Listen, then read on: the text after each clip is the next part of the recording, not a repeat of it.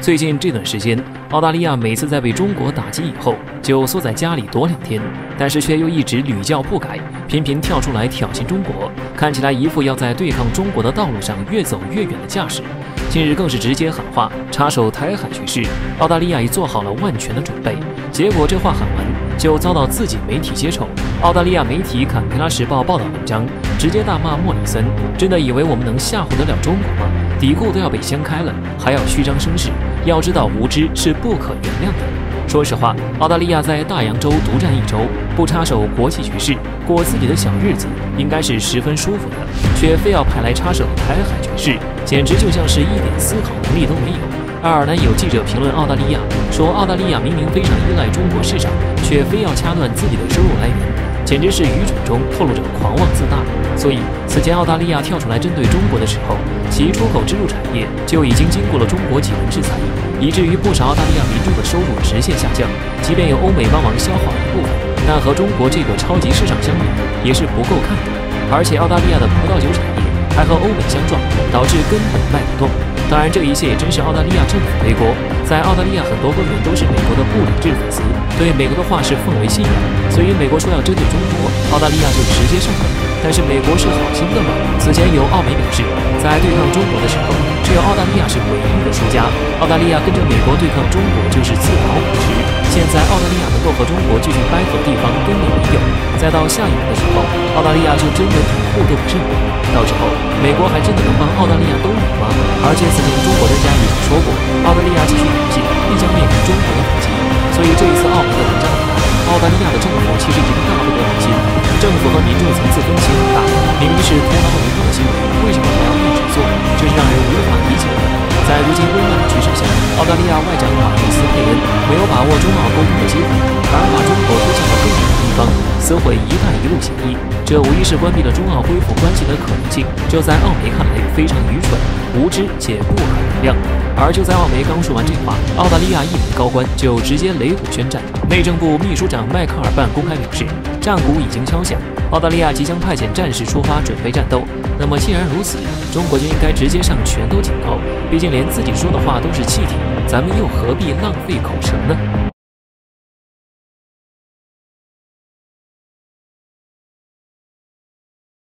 为了应对中国的崛起，美国将全球的战略中心转移到中国周边，一时间这也引来了不少西方国家的跟风。有人表示，只要同中国打交道，就能成为世界大国。更有甚者，为了在国际上刷存在感，不远万里跑到中国周边进行药补。面对这样的情况，中国该如何应对？中国真的会被接踵而至的二流海军给吓到吗？今天所要说的二流海军就是英国。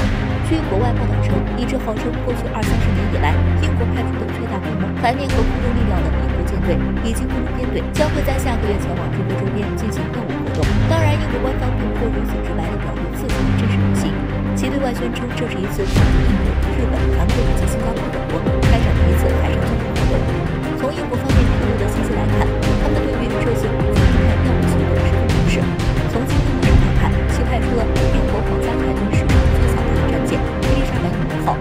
另外，航母上也曾搭载美国的先进战斗机 F-35B， 可见英国该次行动规模不小。除了在规模上不比小之外，英国皇家海军的此方面市场也让人不得不警惕。分析人士预测称，英国皇家海军的此番部署将持续多个左右，在部署期间将对访问南海周边的一些国家。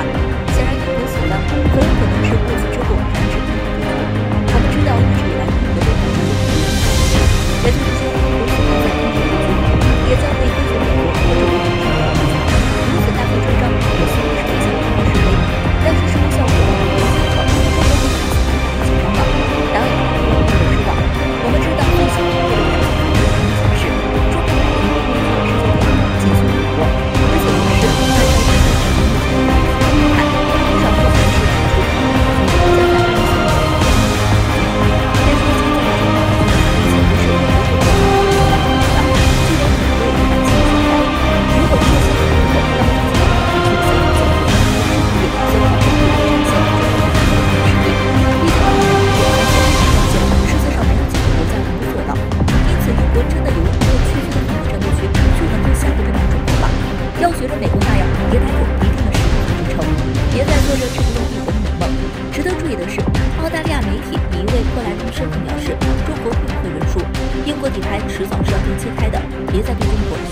事。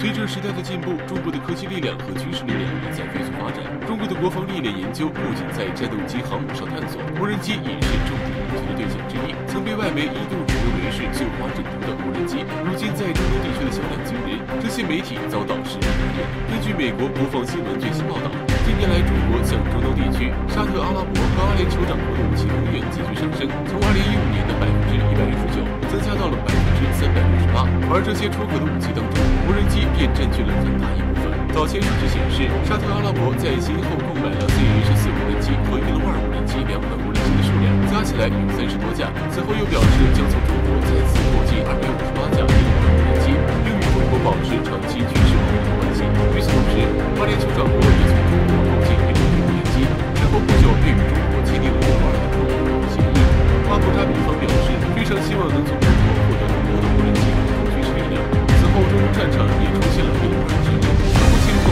向约旦、埃及、伊拉克、卡塔尔等国家出口了无人机。这些无人机不仅仅是用来展示，而是被广泛用于战争中。从各项数据分析来看，对这些国家都带来了很大的影响。这也是中国无人机为何能在中东地区销量很高，能成为这些国家关键的原因。中国无人机一派表演，曾被外媒称作是新中国，其实外表看上去非常不起眼，但是实质并没有错。或许我们对国防的认识是，中国无人机销量就是因为我们这种说法的无人机。如今中国无人机在世界各国都有地位，让之前中国人不知道的中国无人机的高度也实现了在中国无人机。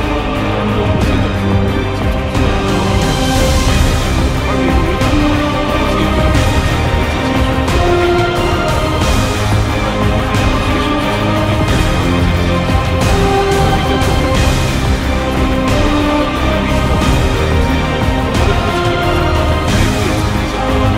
进行数据的对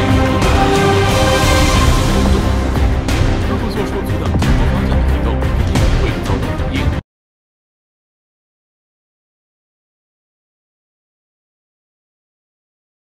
在近期，台湾省地方防务部门对外推动防卫后备动员命令，要求加快征召后备兵力，防止局势出现变化。这其实也就是我们常说的预备役。而该部门还表示，因为当前兵源短缺严重，除开此前曾经服役过的退役人员，所有地方的公庙义友也在征召名单中。需要注意的是，这里的公庙义友可以简单理解成在宗教场所中充当安保工作的人员，类似于武僧这种存在，但又不是专门训练过的军事人员，平时维持信徒拜访的秩序，防止山贼、小偷之类的溜进寺院抢劫、盗窃。而随着时代发展，这些公庙义友更多的还是参与寺庙等宗教场所的活动表演。可想而知，当前台湾内部对参加的意愿低到了什么样子的地步。而这次的征召命令也引来了很多岛内民众的不满，认为这种招公庙义务的命令就是一门作秀，一群只会拍马屁的浪费百姓的纳税钱。实际上，台军目前的兵源短缺、征兵困难的问题，也不是到如今才出现的，只是因为当前两岸关系走到今天这个地步，岛内一些东西开始上蹿下跳，又害怕被事后拉清单，这才开始积极推动岛内的征兵相关事宜。然而，各类征兵方法用下去，效果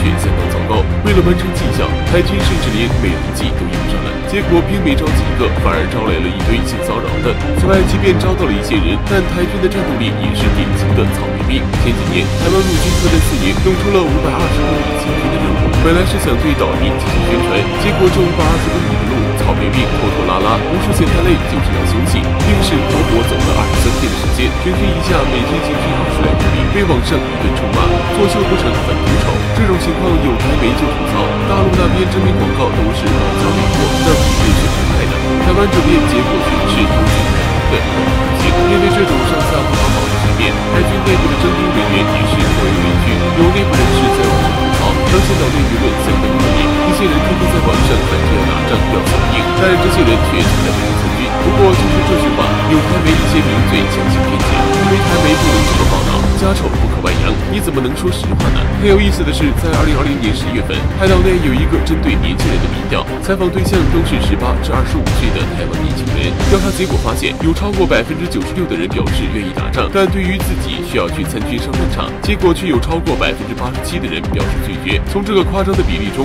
我们也能看出台湾内部舆论对台海地区局势的真实态度。